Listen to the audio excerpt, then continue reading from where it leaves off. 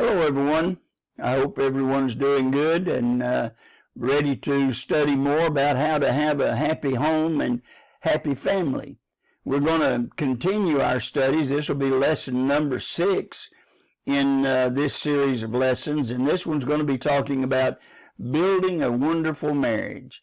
And that's what all of us who are married or who are contemplating getting married are wanting. We want our marriage to be happy. There's a cardinal rule in carpentry that says, before you make a cut, measure twice, cut once. That has saved a lot of carpenters, a lot of distress and actually materials as well. We measure twice and we cut once. You know, that's pretty good for us, a principle for us in marriage to consider. We want to make sure we get it right the first time. We don't want to go through this 2 and 3 times as a lot of people do. We want to get it right the first time. Folks, a successful marriage doesn't just happen. We plan, and then we work that plan. And when we do, we can have a happy marriage. You know, many believe that the key to having a happy marriage is in finding the right person. And there's nothing further from the truth than my marriage being happy because I found the right person. What really matters when I come to marriage, am I the right person? And if so, then there's a possibility that my marriage is going to be successful. There's a fantasy like this. You know, men will say something like, boy, if I can find a beautiful woman, I'm just going to be happy. And women might say, if I could attract a man who has a good job and makes lots of money, I could be happy. And then there are some who says, if I can find a Christian mate, then I know that I'm going to be happy. Your choice of a life mate is a critical decision. But even more critical than choosing the right mate is, am I the right person? And if I'm the right person when I come to marriage, then the marriage, has a success. More important than finding the right person is being the right person. And so that's part of what we'll be talking about in this particular lesson is us being the right person. When we come to marriage, it's 2 people coming together to form one. That's what, the Lord says about us, that we become one flesh. And so, it's critical, what we believe as far as marriage is concerned. All of us are going to bring to marriage, our marriage, a certain amount of baggage. We have a suitcase of this particular baggage. And it boils down to our associations in our social standings with people and our various experiences and, our unique genetic makeup. These are the things that's going to make our marriage, a happy marriage. And both of us bring to the wedding this luggage or this baggage. And then when, we are on the honeymoon, we're going to begin unpacking that baggage. And a lot of what we bring is going to depend upon, the parenting that we received. It's going to, relate to our friends that we've had in our life and illnesses that we've suffered. My wife has to deal with that because she's a lot healthier than what I am. But it deals with accidents that we've been involved in, previous romances, our church association, our school impressions. All of these are the baggage that we're going to bring to marriage. And on the honeymoon, these newlyweds are going to begin unpacking their past. And some of us are going to, prepare for this unpacking better than others. But this is going to have a lot to do with how successful our marriage is going to be. it's a little like, rivers coming together. You've got the Essequibo and the Demerara rivers, and there are other rivers or streams that, empty into these great rivers. And for a period of time, as these other tributaries empty into these great rivers, there's turbulence. And it'll go on for maybe 100 yards or so, and then it begins to smooth out.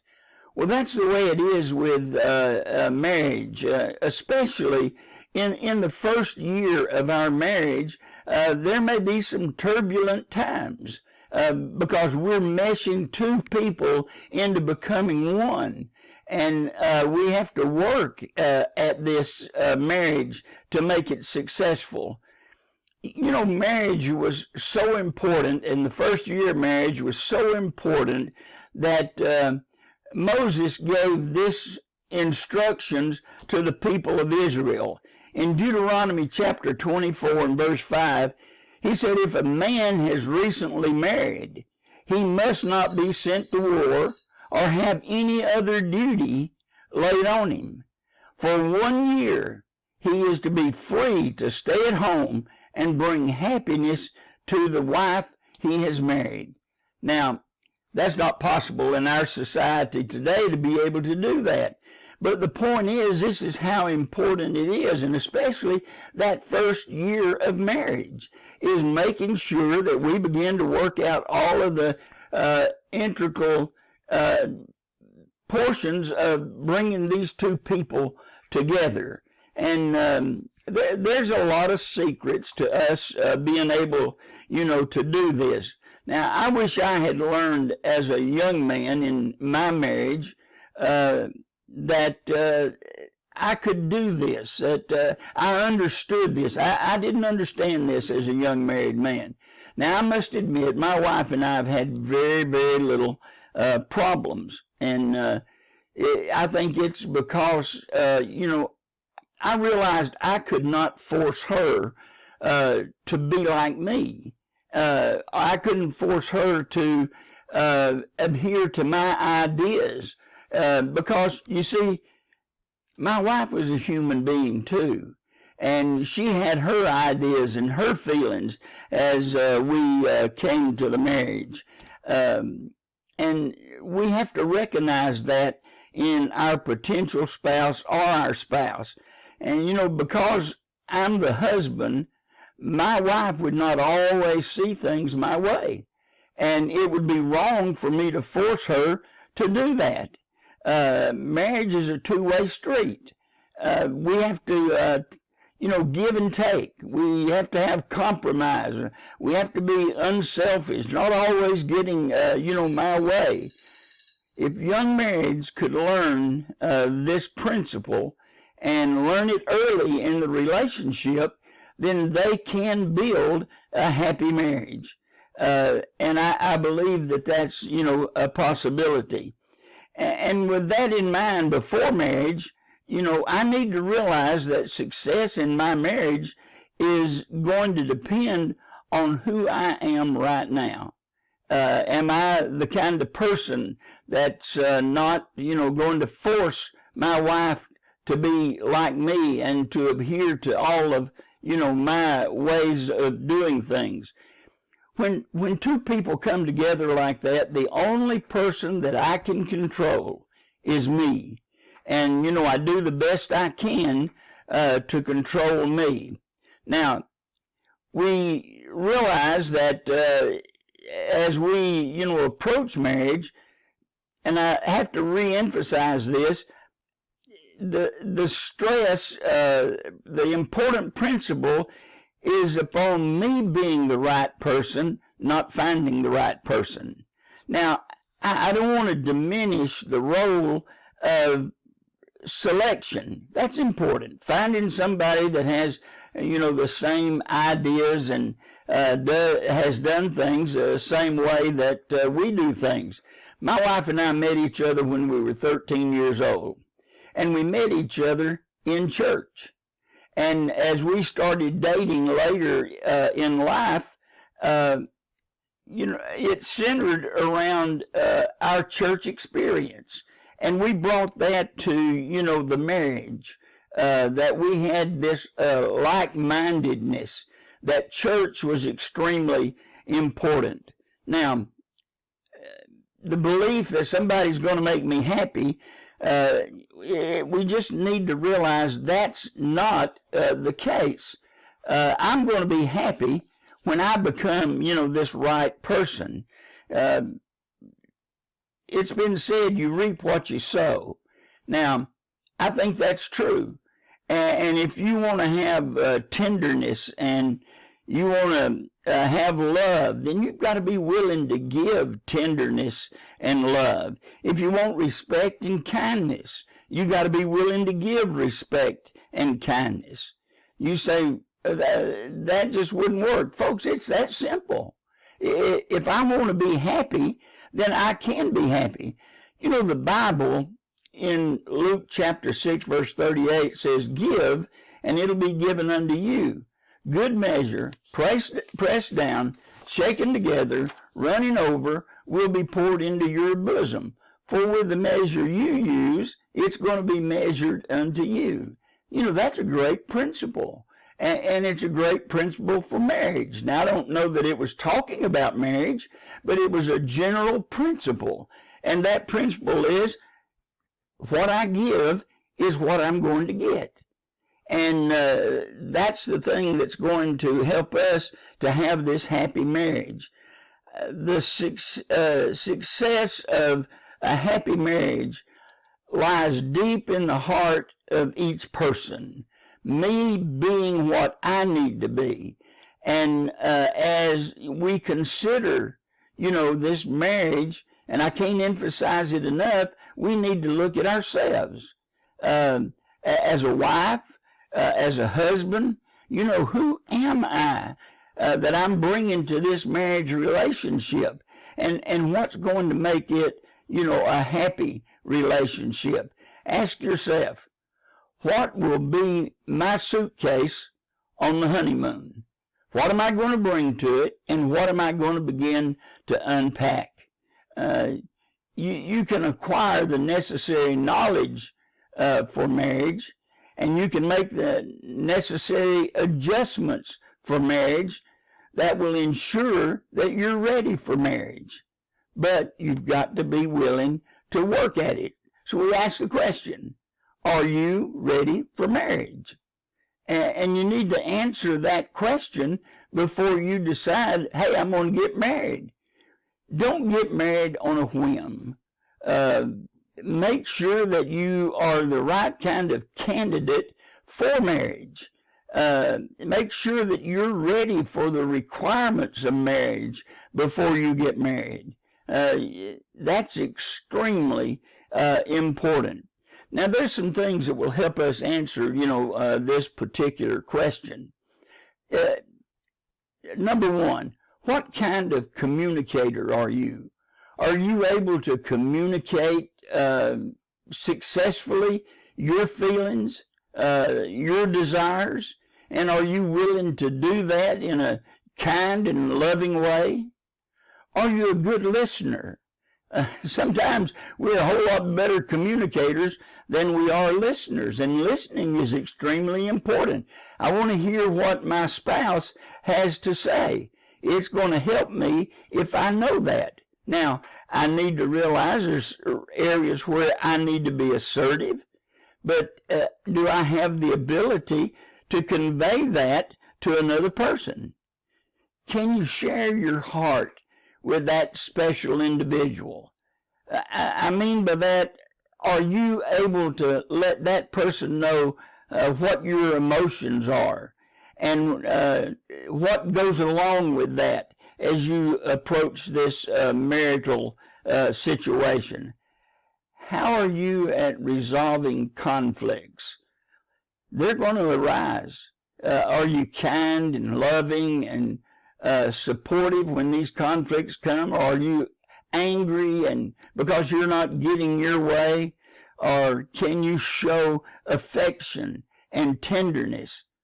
All of that's extremely important. Are you forgiving? Are you unselfish? Are you caring? These are important characteristics of having a successful marriage. And we need to examine ourselves. Are you willing to share everything with another human being? And I'm talking about your emotions, your dreams, your goals, your opinions, your time, your hobbies, your family, your freedom, and also your body. Are you willing to do that? The most important items that we're going to unpack on the honeymoon are these facets of our past experience. That's why it's so important for young people to look at themselves. You need to decide now, what kind of person do you want to be? And if you decide you're going to be the right kind of person, your marriage probably is going to be successful. You can't afford to let your friends or the media or circumstances dictate, who you're going to become. This is a vital part of your preparation for a successful marriage. All right, let's look at some other things. Someone said that there are no elevators in marriage success. You have to take the stairs. And now what this is saying is marriage takes work. There's no easy way. You've got to make your way up the stairway of your relationship with that person that you have chosen. Most of the work in marriage takes place, in the head and in the heart. And many ways, marriage is a success when it depends upon this attitude. Listen to what the Bible has to say about this. Now, it may not be talking about marriage itself, but it's a principle, and we need to abide by that principle. If you want a great marriage, you must be willing to work at it, especially in the mind and in the heart.